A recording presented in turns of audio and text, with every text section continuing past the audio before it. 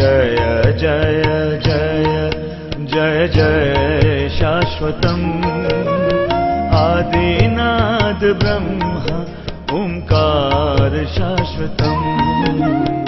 एक बार हमारे साथ गायत्री मंत्र बोलेंगे सभी।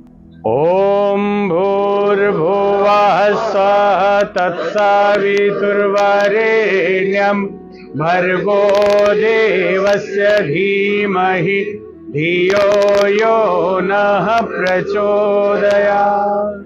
ओम ब्रह्मानंदं परमसुखदं केवलं ज्ञानमूर्तिं द्वन्द्वातीतं गगनसदृशं तत्त्वमस्यादिलक्ष्यम् एकं नित्यं विमलमचलं सर्वधी साक्षिभूतं भावातीतं त्रिगुणरहितं सद्गुरुं तं नमामि, सद्गुरुं तं नमामि। आत्मीय बंधुओं, देवतुल्य भाइयों तथा शक्ति स्वरूपा माताएं बहनें, आज हम यूरोप के समुद्र में हैं। बड़े सौभाग्य की बात होती है कि सत्संग का अवसर मिलता है, और केवल सत्संग नहीं, साथ में संग, संत का सीधा सीधा जीवंत संग अगर मिले तो ये भी बड़े सौभाग्य की बात है। गोस्वामी तुलसीदास जी ने रामचरितमानस में संतों की महिमा बताई, बहुत तरह से उनकी व्याख्या की, और यह भी कहा कि बिनु सत्संग विवेक न होई, राम कृपा बिनु सुलभ न सोई। बिना सत्संग के विवेक नहीं होता। विवेक का अर्थ होता है विजडम। विवेक का अर्थ होता है एक ऐसी दृष्टि जो गलत और अच्छे में भेद कर सके और श्रेष्ठ मार्ग पर चलने के लिए हमारे कर्म को प्रेरित कर सके। इसी को विवेक कहते हैं। और बिना सत्संग के विवेक नहीं होता है। दुनिया में आपको अपने पुरुषार्थ से, अपने प्रयास से दुनिया भर के संग मिल जाएंगे, कुसंग मिल जाएंगे, लेकिन सत्संग अगर मिल गया तो समझना ईश्वर की बड़ी कृपा है। आपका पुण्य जाग गया है, इसलिए सत्संग मिला है। तो ये बड़ा अवसर है। अब हम आज, यूं तो हम लोगों ने एक दिन सत्संग किया और भी सत्संग किया। हमारे अंतर्राष्ट्रीय लोक गायक, संगीतकार, संगीत गायक, हमारे बहुत आत्मीय दीपक त्रिपाठी जी का भजन 15 दिन से आप लोग सुन रहे हैं। अभी क्रूज में ये प्रवचन लगातार हो, उसमें रोज भजन भी होगा। समय का आज बहुत मारा मारी है, इसलिए आज कुछ सत्संग केवल हम कर रहे हैं। पहली बात तो यह है कि कई लोगों को यह लगता होगा कि हम क्रूज में टूर पे आए, भ्रमण पे आए। There is nothing in this world is coincidence. दुनिया में कोई भी ऐसी घटना नहीं जिसको आप आकस्मिक कह सकते हैं, क्योंकि होनी टलती नहीं है और अनहोनी होती नहीं है। इस दुनिया में अनहोनी नाम का कोई शब्द ही नहीं है। जो है वो बेमानी है, क्योंकि जब होनी ही है सब, तो अनहोनी कहां से घट गई। बोलते हैं व्हाट अ कोइंसिडेंस। क्या एक कोइंसिडेंस था कि ऐसा हो गया? कोई कोइंसिडेंस यहां नहीं होता है। Everything is pre planned by nature और गॉड। अब इसके पीछे जो रहस्य है वो अलग बात है कि कैसे वो प्लानिंग होती है और कैसे डेस्टिनी बनती है, कैसे घटनाओं में वो परिवर्तित होता है, ये अलग विषय है। हम आज प्रारंभ यहां के इस MSC जो विराट क्रूज जो है, ये जिस क्रूज में हम सब सफर कर रहे हैं, इटली से आज फ्रांस पहुंचे, फ्रांस से हम लोग कल स्पेन सुबह पहुंचेंगे। अभी संध्या है यहां पे और भारत में 11-12 बज रहा होगा रात का। तो अद्भुत बात यह है कि ये आना किसी का कोइंसिडेंस नहीं है, कोई संयोग नहीं है, ईश्वर का विधान है। ईश्वर की बड़ी कृपा हुई तो कहीं कहीं से आप जुटे। सब संत अपने अपने तरीके से धर्म जागरण का कार्य कर रहे हैं, हिंदुत्व के जागरण का कार्य कर रहे हैं, सनातन के जागरण के लिए अभियान छेड़े हुए हैं, और सदियों से संत आते रहे हैं और ये अभियान चलते रहे। आज भी चल रहे हैं और फिर आगे भी चलते रहेंगे। ये निरंतर देवासुर संग्राम की प्रक्रिया है, यह चलती रहेगी। जिसका जहां दाना पानी और जिसका जहां कर्तव्य लिखा है वो वहां मौजूद है।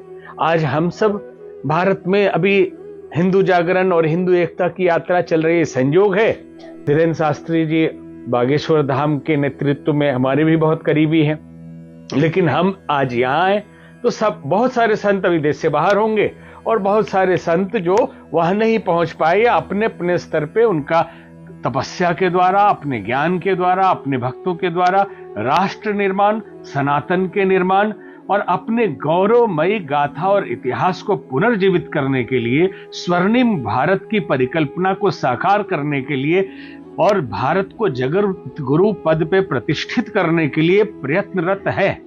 और हम सब क्या प्रयत्न करेंगे जब ईश्वर ही सब करता है? तो हम सब यंत्र हैं, अपने अपने तरीके से सब ही नचावे राम गोसाई। सबको राम जी नचा रहे हैं, हम यहां नाच रहे हैं, वो वहां नाच रहे हैं, सब अपने अपने तरीके से नाच रहे हैं। तो पहली बात ये समझ लेना, ये कोई संयोग नहीं है। आपको ईश्वर ने सेलेक्ट किया है, आपको चुना है विशेष किसी कार्य के लिए। मानव जीवन की गरिमा क्या है?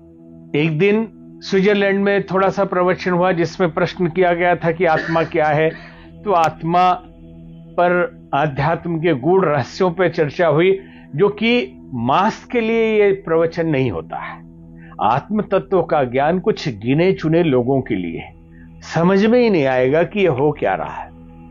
व्यवहारिक रूप से जब हम मनुष्य बन गए, हमारी मान्यता है कि 83,99,999 योनियों में भटकने के पश्चात जीव को ईश्वर की कृपा से मनुष्य योनि प्राप्त होती है। इसलिए गोस्वामी तुलसीदास जी लिखते हैं कि बड़े भाग्य मानुष तन पावा, सुर दुर्लभ सद ग्रंथ न गावा। बड़े भाग्य से मनुष्य का तन मिलता है, देवताओं के लिए भी ये दुर्लभ है। आज का प्रवचन बहुत टाइट होगा, बहुत विस्तार से किसी बात को हम नहीं बताएंगे, आप सूत्र में समझते जाना। साधन धाम मोक्ष कर द्वारा, पाई न जही पर लोक समारा। साधन और धाम मोक्ष का द्वार है मनुष्य जीवन। तो अब करें क्या? हमारे दूसरे धर्मों में एक नियम है, एक किताब है, एक तरीका है। अब वो तरीके उनको मंजिल तक पहुंचाते हैं या नहीं वो जाने, क्योंकि हम उस मार्ग पे नहीं चलते, इसलिए हमें नहीं पता कि कहां ले जाता है। कहने के लिए सभी लोग कहते हैं कि सारे संप्रदाय, सारे धर्म एक ही ईश्वर तक पहुंचने के मार्ग हैं। हो सकते हैं, होंगे, लेकिन उन संप्रदायों की चर्चा अभी हम यहां नहीं कर रहे हैं। हम सिर्फ ये चर्चा कर रहे हैं कि उस विराट अगाध समुद्र महासागर की, जिसे हम सनातन कहते हैं। स्वामी विवेकानंद जब शिकागो के विश्व धर्म सभा में गए, संयोग की बात है कि बहुत कम उम्र में 1999 में हमें भी भारत के तरफ से उसी सभा में जाने का अवसर मिला था। तो वहां उन्होंने एक उपनिषद का शब्द बोला था, संस्कृत अभी हम नहीं बोलते, इतना ही कि सारी नदियां जिस तरह से समुद्र में मिलती है, और जैसे रामचरितमानस में भी एक चौपाई आती है, जिनके श्रवण समुद्र समाना, जितनी नदियां नाले हैं ये सब उसमें मिलती है, लेकिन समुद्र अघाता नहीं। तो ये सनातन एक अगाध समुद्र है और विचारधाराएं वो नदियां हैं। तो इस समुद्र में क्या क्या है? यहां द्वैतवाद है, अद्वैतवाद है, विशिष्टाद्वैतवाद है, द्वैताद्वैतवाद है, मूर्ति पूजा है, नहीं मूर्ति पूजा है, निराकारवाद है। आप मंदिर जाते हैं तो भी हिंदू है, नहीं जाते हैं तो भी हिंदू है। कोई कर्म फल में मानता है, कोई सीधे सीधे लड्डू गोपाल को पूजने में मानता है, कोई कांवर ले जाने में मानता है। अनंत विचारधाराएं हैं। इन्हीं में से बौद्ध निकलते हैं, इसी में से जैन निकलते हैं, इसी में से कुछ संतों की वाणी को लेकर सिखिज्म बन जाता है, इसी में से बहुत सारी चीजें बनती है। तो भी वो खाली रहता है, तो भी वो पूरा नहीं होता। इसलिए ईश्वर को जिस प्रकार विराट कहा गया है, और विराट की भी कोई सीमा नहीं, जो अनंत है, जो सर्वव्यापी है, जो सर्व दृष्टा है, सभी जगह व्याप्त होने वाला है परमात्मा। उसी प्रकार सनातन भी परमात्मा जैसा ही है। जिस परमात्मा के लिए हम श्लोक कहते हैं कि पूर्णमदः पूर्णमिदं पूर्णात् पूर्णमुदच्यते पूर्णस्य पूर्णमादाय पूर्णमेवावशिष्यते। पूर्ण में से कितना भी निकाल दीजिए और कितना भी डाल दीजिए वो पूर्ण ही रहेगा। तो सनातन में से न जाने कितने संप्रदाय बन के निकल जाएंगे और कितने इसमें घुस जाएंगे, फिर भी सनातन सनातन ही रहेगा। तो कुछ सूत्र आपको हम बताते हैं कि मनुष्य जीवन पाया, आ गए हम मानव योनि में, लेकिन मानव योनि के में आने के बाद धर्म अध्यात्म का रहस्य क्या है? तो संक्षेप में इतना ही समझे कि निरंतर स्वस्थ चिंतन हो, यही सबसे बड़ा जप है। निरंतर स्वस्थ चिंतन हो, यही सबसे बड़ा जप है। और न उतरा आचरण में तो सारा ज्ञान गपसप है। निरंतर स्वस्थ चिंतन होना चाहिए, यही आपकी साधना है। नहीं हम माला फेर लिए, ये कर लिए, वो कर लिए, लड्डू गोपाल नहला लिए और कचड़ा दिमाग में भर के घूम रहे हैं। हम इधर के भक्त हैं तो इस संप्रदाय से कहीं से जुड़े रहो, जब तक चिंतन शुद्ध नहीं होगा आपका कल्याण नहीं हो सकता। और अध्यात्म का मूल क्या है? आए कहां से और जाना हमें कहां। आए कहां से और जाना हमें कहां। मन में यही विचार लो, बस हो गया भजन। और भजन कुछ नहीं करना है। किसने भेजा? हम यहां क्यों आए हैं? क्या हम शरीर हैं? क्या हम विचार हैं? क्या हम मन है? क्या हमारे लिए गाड़ी बंगला पैसे रुपये खाना पीना यही महत्वपूर्ण है? ये भी महत्वपूर्ण है या यही महत्वपूर्ण है? अगर ये भी महत्वपूर्ण है तो बाकी अति महत्वपूर्ण क्या है? किसके लिए हम जी रहे हैं? हम हैं कौन? शरीर जवान होता जाता है, जवानी का नशा चढ़ता है, फिर शरीर ढीला होने लगता है, बुढ़ापा आने लगता है, एक दिन शरीर समाप्त हो जाता है। तो क्या हम भी समाप्त हो जाते हैं? शरीर के साथ हमारा भी नाश हो जाता है। तो हम कहां चले जाते हैं? ये सारे रिश्ते नाते, अपना सामान, अपने लोग, अपने प्रियतम, अपने प्रियजन, अपने लगाव, सब कुछ समाप्त हो जाता है। तो है कौन हम? तो आखिर इस दुनिया में आए क्यों? इस संसार का प्रयोजन क्या है? हम कौन हैं और फिर कहां चले जाएंगे? हमारा अपना कौन है? हमारा प्रियतम कौन है? इसी रहस्य को जानना अध्यात्म है। इसी को धर्म कहा जाता है। झंडा लेके आप चलते रहे, नारे लगाते रहे, छूछ बने रहेंगे, बुढ़ापे में रोने के सिवा कुछ हाथ में नहीं आने वाला। कि जीवन खो दिया। अनुभवी संतों ने क्या कहा? बीत गए दिन भजन बिना। बाल अवस्था कैसे गंवाई, जवानी कैसे गंवाई, अब भजन के बिना बुढ़ापे आम में आ गए। तो अभी हम सूत्र 3 आपको देते हैं। बहुत जगह हमने इसको सुनाया है, लेकिन इतना महत्वपूर्ण है कि इसको समझना जरूरी है। उपासना, साधना और आराधना, याद रखना। और साधारण भाषा में इसको समझिए, भक्ति योग, ज्ञान योग और कर्म योग। उपासना क्या है? उपासना शब्द का अर्थ होता है पास में बैठना, और इसी के आसपास का शब्द जो है वो है उपनिषद। कि गुरु के पास बैठ के ज्ञान लेना, सीधे सीधे उसको उपनिषद कहा जाता है। और उपवास इसी का भाई है कि भगवान के साथ वास करना, रहना, उसको उपवास कहा जाता है। लेकिन उपवास के मौलिक अर्थ को हमने भुला दिया और उपवास को कुछ और बना दिया हमने। उपवास को नहीं खाना अथवा ऐसे कुछ अपने लायक चीजों को ढूंढ लेना जो खाने से ज्यादा भारी हो जाए। तले भुने कुट्टू के आटे की, इसकी पकौड़ी, उसका पकौड़ा, ये खाओ वो खाओ, दिन भर इस खाने में ही लगे रहते, कहते हैं उपवास है। उपवास का मतलब होता है ईश्वर के साथ वास करना। निश्चित ही कभी ऐसा हुआ होगा जब गुरुजी उपवास कर रहे होंगे, भगवान के साथ वास कर रहे होंगे और इतने लीन हो गए, इतने मग्न हो गए उस उपवास में, मतलब भगवान के साथ वास में, कि खाने का ध्यान ही नहीं रहा। और शिष्यों ने पूछा, गुरुदेव आज आप क्या कर रहे थे? आपने तो ध्यान लगाया हुआ था। बोले, बेटे मैं आज उपवास कर रहा था। तो उन्होंने पूछा नहीं कि इसका अर्थ क्या होता है।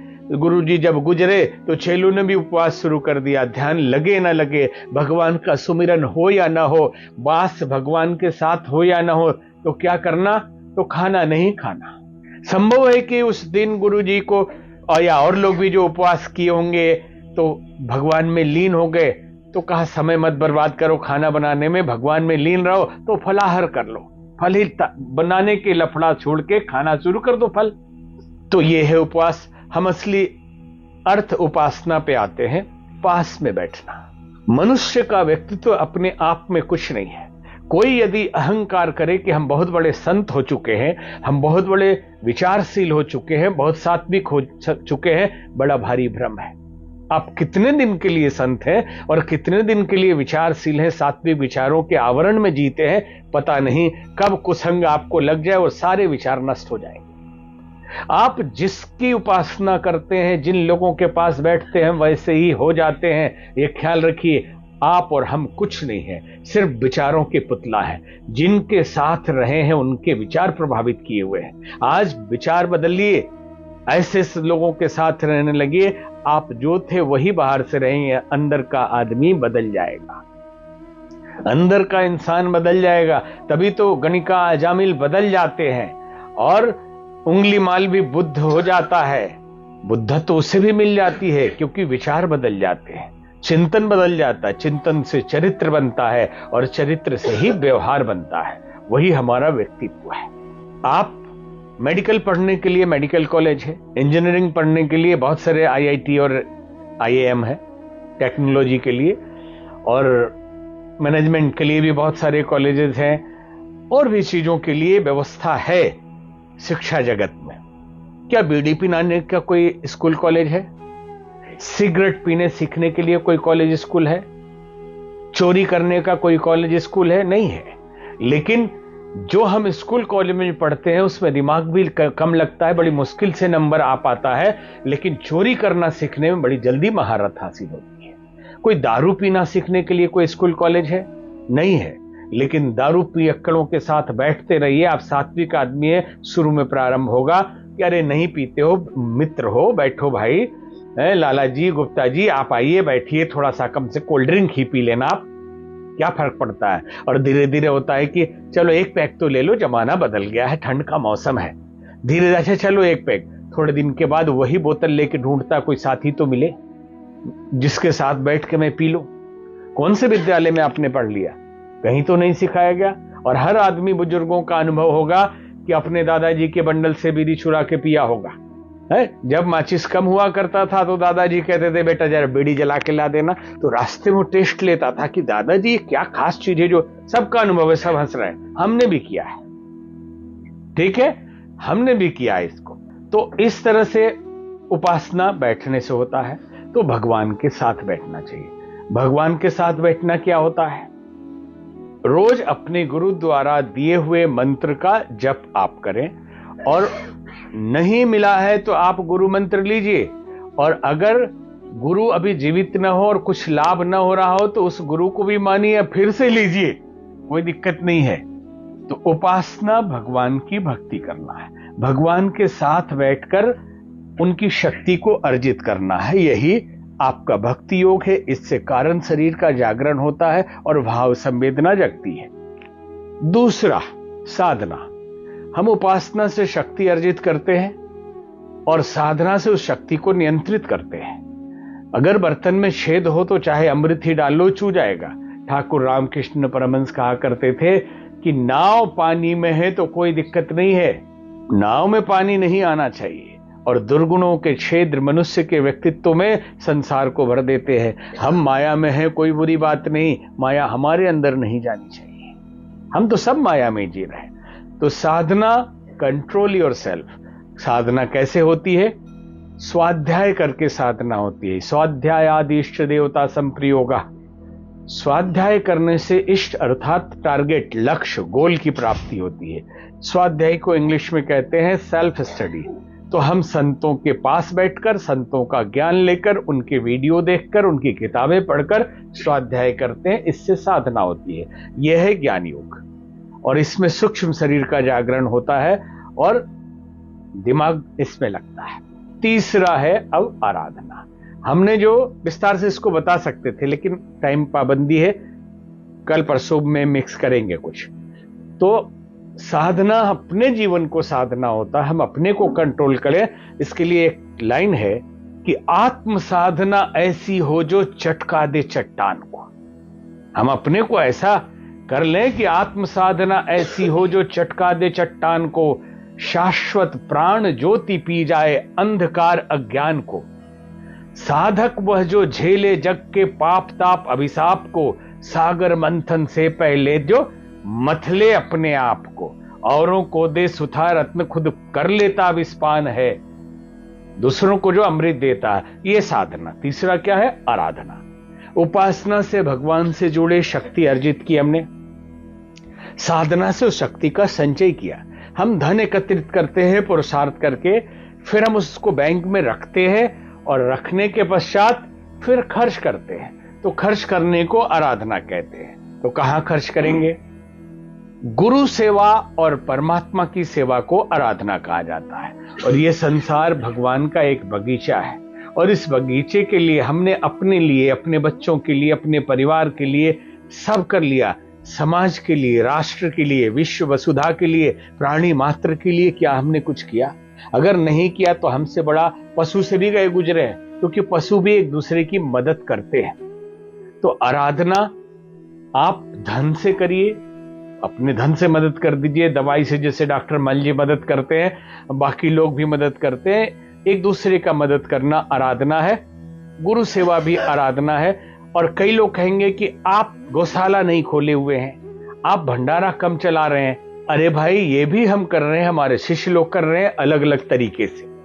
लेकिन आज असली दिक्कत यह है कि समस्या पारिवारिक हो, बेटे बेटी की लड़ाई हो, पत्नी पति की लड़ाई हो, बेटे बाप से लड़ाई हो, या समस्या गांव की हो, समस्या राष्ट्र की हो, समस्या अंतर्राष्ट्रीय हो, सबके कारण में है चिंतन की विकृति। अचिंत्य चिंतना जाता योग्य शरणस्तता, फलतः रोग शोकार्ति कलह कलेश नासजम। चिंतन की विकृति के कारण दुनिया में सारी गड़बड़ी हो रही है। तो पेड़ को सींचना है तो एक एक पत्ते पे पानी डालने से काम नहीं चलेगा, उसके जड़ में डालना पड़ेगा पानी। और वो जड़ क्या है? चिंतन को सुधारने के लिए चिंतन की ही दवाई डालनी पड़ेगी। अभी किसी ने हमसे पूछा कि कल की अवतार होगा भी तो 1-8 लाख साल बचा है। 2 लाइन में आप समझ लेना इस बात को कि हमारे गुरु ने जो हमें समझाया उसी बात को आपको हम संकेत कर रहे हैं। अभी एक जगह इंटरव्यू हमने दिया और अभी कल हमने देखा 1.8 मिलियन पे जा रहा हो, आपके उसमें भी गया है। घोड़े पे कल की अवतार आएंगे, संभल में जन्म लेंगे, तलवार उनके हाथ में होगा, सफेद घोड़ा होगा, तलवार से सबको काटेंगे, सभी बुद्धों को मार देंगे।